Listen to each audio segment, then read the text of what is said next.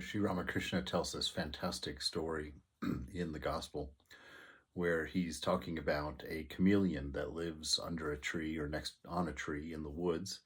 And there's a holy man that lives right next to that tree, sits there and does his practice in that space. And, different people have come at different times to visit the holy man, and they've seen the chameleon on the tree. And sometimes the chameleon is blue, and sometimes the chameleon has been red or yellow or whatever color chameleons become. You get the idea, right? And so one day there's the sadhu is out, or the holy man is out walking, and he is talking, overhears some of his devotees who are talking, and they're arguing because one is saying that no, that animal that lives on the tree by the holy man, that animal is red, and someone's saying no, that animal is not red. I've seen it with my own eyes. That animal is green. And someone else says, no, I saw it with my own eyes. It's blue. I can't believe you guys are so stupid. How can you not have seen it? We go see this guy all the time, and that animal is blue. And so the holy man goes over, and he's listening, and he's smiling and somewhat humored by this argument. And they look at it, they see him there, and they all stop, and they ask him, they're like, he says it's blue, he says it's red, he says it's yellow. What color is that animal that lives on the tree by you, over by your place of meditation? And of course the sadhu says to them, well, you're all right. None of you are wrong. Sometimes that animal is yellow, sometimes that animal is blue, and whatnot. All of you are telling the truth. Only one who lives under the tree can know that this animal is all of these colors. And so he tells this parable, to describe our arguments about the divine. Us in our very humble state with our 5 little tiny senses on our little tiny planet, in our little tiny solar system, in our little tiny galaxy, have determined that we know the nature of reality and the nature of God, and we argue and fight and go to war over all of these things. And Ramakrishna says that, this isn't true. I mean, this isn't necessary. This isn't the way that we should be. We should understand that what we know can be true, that we don't move from wrong to right in life. We move from lower truth to higher truth as we learn to understand. And he goes on as he talks about God and says some more things here that I would like to share and read with you. He says, the forms and aspects of God disappear when one discriminates or discerns in accordance with the Vedanta philosophy. The ultimate conclusion of such discrimination is that Brahman, or God, alone is real, and that this world of names and forms is illusory. It is possible for a man to see the forms of God, or to think of him as a person, only so long as he is conscious that he is a devotee of God. From the standpoint of discernment, this ego of a devotee keeps him just a little bit away from God. Do you know why the images of Krishna and Kali are 3.5 cubits high? It's because of distance. Again, on account of distance, the sun appears to be small. But if you go near it, you will find that the sun is so big that you won't be able to comprehend it. Why have images of Krishna and Kali a dark blue color? That too is on account of distance. Like the water of a lake, which appears green, blue, or black from a distance, go near.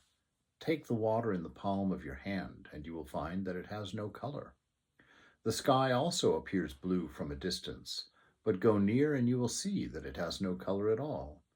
Therefore I say that in the light of Vedantic reasoning, Brahman, or God, has no attributes. The real nature of Brahman, or God, cannot be described.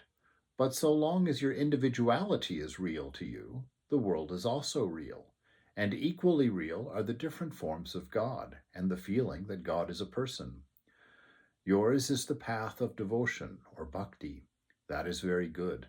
It is an easy path. Who can fully know the infinite God? And what need is there of knowing the infinite? Having attained this rare human birth, my supreme need is to develop love for God. If a jug of water is enough to remove my thirst, why should I measure the quantity of water in a lake? I become drunk on even half a bottle of wine. What is the use of my calculating the quantity of liquor in the tavern? What need is there of knowing this infinity? The various states of mind of the Brahmagyani, or the one who knows God, who has seen the divine, a knower of God, are described in the Vedas. The path of knowledge, right? That's the path of knowledge is Jnana Yoga, is extremely difficult.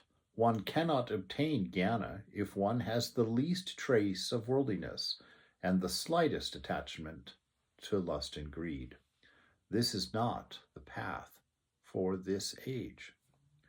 Right? So he's saying here that yes, God has both attributes and no attributes. God has form and no form. That the real nature of the divine cannot be known, that it's beyond our senses, beyond the capability of our mind to comprehend this idea.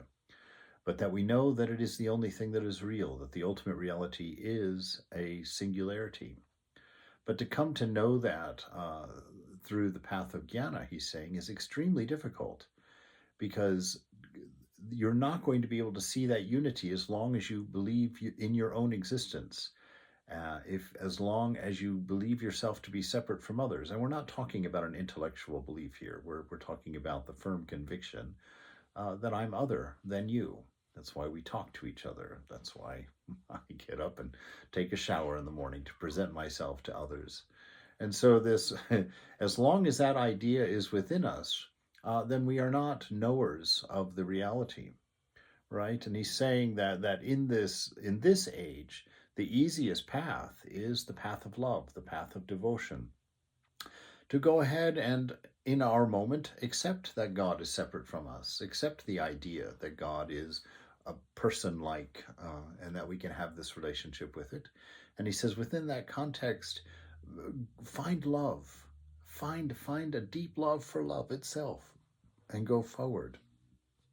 And as you draw close to God, as you draw near to God, then you become more and more aware of the fact that he is every color and no color, every size and no size, existence itself, love itself, wisdom itself. He can't be boxed or confined or used as a little badge by our egos to claim anything along those lines. But in this age, because lust and greed are so dominant, are so powerful in this age, he's saying that the path of jnana is extremely difficult and very unlikely to succeed in these days. But the path of devotion is much more forgiving, much more loving, and doesn't require that same high note of performance in order to realize God, to know God. So take that into account as you practice. Fall in love. Serve love for its own sake. That's the easiest path, the easiest way forward. In the path of devotion, the goal and the path are the same. The love of God can be enjoyed from the very beginning. And in that final realization, that love will become the only thing that remains of you.